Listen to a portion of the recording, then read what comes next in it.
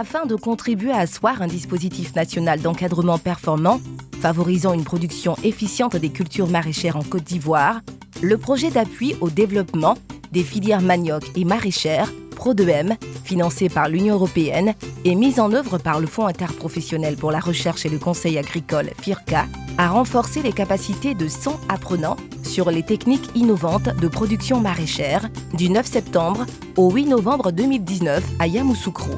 En Côte d'Ivoire, le développement des cultures maraîchères est confronté à plusieurs contraintes, dont la non-maîtrise des bonnes pratiques agricoles, due à la faiblesse de l'encadrement. En effet, les structures étatiques et les ONG dédiées à l'appui et au conseil agricole sont peu nombreuses. Les techniciens agricoles animant les activités sur le terrain ne disposent pas de connaissances pointues pour intervenir sur certains aspects primordiaux de la production légumière, en particulier la gestion de la fertilisation, de l'irrigation et des pressions parasitaires. Issus des centres de recherche agronomique, des grandes écoles, des structures de développement et d'appui conseil public, ainsi que du privé, ces 100 apprenants, répartis en 4 groupes de 25, ont abordé avec des experts internationaux recrutés à cet effet les thématiques suivantes. Physiologie végétale des cultures maraîchères, innovation, agriculture intelligente et agroécologie, fertilisation raisonnée des cultures maraîchères, irrigation localisée des cultures maraîchères, phytopathologie et défense des cultures maraîchères et conservation, valorisation et commercialisation des produits maraîchers. Des cours théoriques ponctués d'échanges d'expériences, de films, de schémas explicatifs et de visites de terrain ont permis aux formateurs d'améliorer les connaissances des apprenants sur les différentes thématiques. Au niveau de la physiologie végétale, des cultures maraîchères, innovation, agriculture intelligente et agroécologie, la nutrition des plantes, les besoins en éléments nutritifs, la phytosynthèse et la croissance de développement des plantes, ainsi que l'agroécologie ont été abordés. Sur la fertilisation, afin d'apprendre à déceler le niveau de fertilisation des sols avant la mise en place des cultures, il est recommandé aux apprenants d'analyser la texture du sol à exploiter. Ces exercices d'analyse de la texture du sol ont été faits avec les apprenants avec des techniques simples et faciles d'accès au cours de la thématique fertilisation raisonnée des cultures maraîchères. Les différents types d'engrais et leur mode d'utilisation ont été présentés ainsi que l'impact négatif du manque d'engrais sur les plantes. Ce sont des techniques que le producteur peut faire sans dépenser beaucoup. Voilà, je prends l'exemple du test de la fertilité du sol avec des sachets de thé qu'on a enterrés. Et 3 jours après, lorsqu'on est revenu, on a remarqué que dans certains endroits, il y a eu destruction totale de ces sachets de thé, alors que dans certains endroits, les sachets de thé étaient intacts. Voilà, ce qui nous a permis de conclure clairement que les endroits où les sachets de thé ont été complètement détruits, il y a une activité forte des micro-organismes du sol. Et nous avons remarqué que sur les endroits où on a enterré des sachets de thé qui sont en culture, les sachets de thé souvent étaient intacts ou bien partiellement entamés par les micro-organismes du sol et les organismes vivants. Donc ce qui veut dire que la culture sur un sol à long terme pourrait détériorer la fertilité du sol.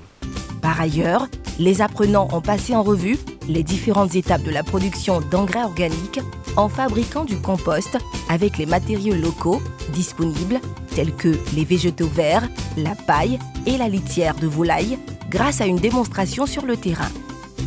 Le formateur leur a recommandé de meilleurs dosages pour un développement de la plante. La formation est vraiment bienvenue, ça il faut l'avouer. Aujourd'hui, en tant qu'ingénieur, je peux conseiller vraiment aux producteurs de faire surtout au niveau de la fertilisation, plutôt que d'aller payer les engrais minéraux, je peux conseiller à un exploitant d'utiliser des purins de végétaux. On a les mauvaises herbes qui sont là, que nous défrichons. Plutôt que maintenant d'utiliser l'herbicide pour tuer les mauvaises herbes, il est intéressant de défricher, de ramasser les végétaux, de construire un bac, de mettre de l'eau. Il faut que le bac puisse retenir l'eau. On prend les mauvaises herbes que nous nettoyons, on met dans le bac et on attend qu'il y ait une décomposition. Cette eau que nous allons avoir après la décomposition va nous permettre d'arroser nos plants pour avoir de bons plants qui vont nous donner de bons fruits. Nous faisions certaines choses en griffe de manière empirique et aujourd'hui on nous donne l'occasion de voir comment cela fonctionne en profondeur et donc nous pensons que nous avons déjà eu des acquis au niveau de la formation. Je prends la pratique culturelle au niveau même du sol. Aujourd'hui nous savons déjà que le sol a déjà des constituants et les constituants majeurs c'est le NPK, azote, phosphore, calcium. Et avant, on pensait que de manière systématique, lorsqu'on commence une culture, il faut faire des apports d'engrais synthétiques. Mais aujourd'hui, nous comprenons déjà que le sol a un potentiel et que ce potentiel-là doit être mis en valeur à partir de certaines pratiques agricoles. Voilà, ne pas tuer la faune du sol. Cette faune peut décomposer la matière végétale pour compléter le manque que le sol a besoin. Les anciennes cultures que nous avons pratiquées, au lieu de les brûler ou de les mettre en dehors du champ, voilà, nous pouvons les laisser sur place et la faune du sol va minéraliser ces déchets-là qui vont retourner au sol. Au niveau de l'irrigation localisée des cultures maraîchères, le formateur a instruit les apprenants sur, entre autres, les différentes composantes d'un réseau d'irrigation et son fonctionnement, l'évaluation des besoins des cultures maraîchères en eau, le choix du système d'irrigation en tenant compte de la qualité du sol et l'utilisation des rampes courtes pour l'uniformité de l'arrosage sur toute la parcelle. Dans nos pays où on a souvent des problèmes d'eau, la thématique sur l'irrigation est très importante. Et le formateur tel qu'il développe son thème est important parce que c'est vraiment très pratique. Ça nous permet de calculer exactement la quantité d'eau dont la plante a besoin. Également la quantité d'eau qu'il faut distribuer sur le terrain pour que la plante puisse mieux se comporter. Sans oublier le dimensionnement du réseau d'irrigation qui nous permet de mettre en place un système efficient qui assure le développement correct des plantes. Sur le terrain, les apprenants ont fait des exercices d'entretien d'un système d'irrigation. À cet effet, ils ont procédé au démontage, à l'entretien et à l'installation du filtre de goutteur. Le formateur a expliqué le mode de fonctionnement d'un système d'irrigation et a donné des conseils pour avoir un système d'irrigation performant. Moi, j'interviens au niveau de l'irrigation localisée et je leur apprends à bien comprendre un système d'irrigation localisé, à évaluer les besoins en eau des cultures, à dimensionner les systèmes, à les entretenir, quel est l'impact de la qualité des sols sur le choix du matériel, etc. Et nous sommes aujourd'hui ici sur le terrain pour justement mesurer la vitesse d'infiltration de l'eau dans le sol qui va permettre de choisir le mieux possible le type de goutteur que l'on peut installer sur les périmètres irrigués. Les apprenants ont également appris à mesurer la vitesse d'infiltration de l'eau dans le sol, qui va permettre de choisir le type de ligne de goutteur à installer sur le périmètre irrigué afin d'assurer un arrosage optimal des cultures pour un meilleur rendement. Le coût d'irrigation, c'est un coût qui est très important lorsque nous savons que, actuellement avec le changement climatique, les apports en eau se font très rarement.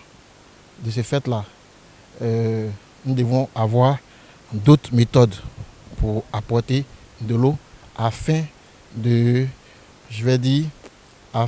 garantir la production.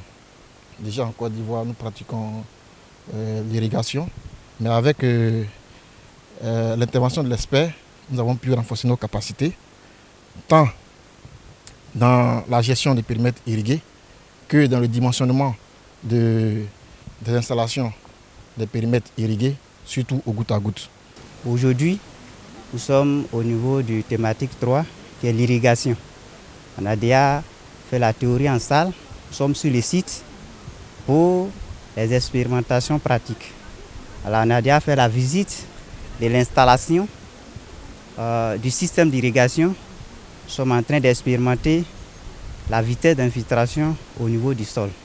Ce qui m'a motivé à être à cette formation, c'est qu'au niveau de San Pedro, il y a moins de producteurs en matière de maraîcher, dans le domaine du maraîcher bien sûr. Donc au sortir de cette formation, je pense que je pourrai m'installer dans la zone pour faire la promotion et pour produire en quantité. Par ailleurs, des techniques de conservation, valorisation et commercialisation des produits maraîchers et des méthodes de lutte contre des maladies et ravageurs des cultures maraîchères ont été enseignées. Au terme de cette formation, grande a été la satisfaction des bénéficiaires qui n'ont pas manqué de saluer cette initiative, premier du genre en Côte d'Ivoire, et de remercier le FIRCA et l'UE. On ne finit pas toujours d'apprendre. Voilà, je suis quand même assez jeune, j'ai encore une carrière. Et pour plus d'opportunités, je me suis dit, je n'ai pas encore tout appris sur les bancs, donc si une formation s'offre à moi, pourquoi pas. On ne peut que dire merci à l'Union européenne pour l'opportunité. Voilà, surtout que c'est offert la formation était offerte du moins à qui voulait. C'était pas comme s'ils avaient ciblé le ministère, mais c'était toute la population, seulement qu'il fallait quand même avoir une base en agronomie. Bon. Donc on ne peut que leur dire merci pour le financement parce qu'on sait que ça leur revient extrêmement cher. Une cérémonie de remise d'attestation aux 100 spécialistes a mis fin à la formation.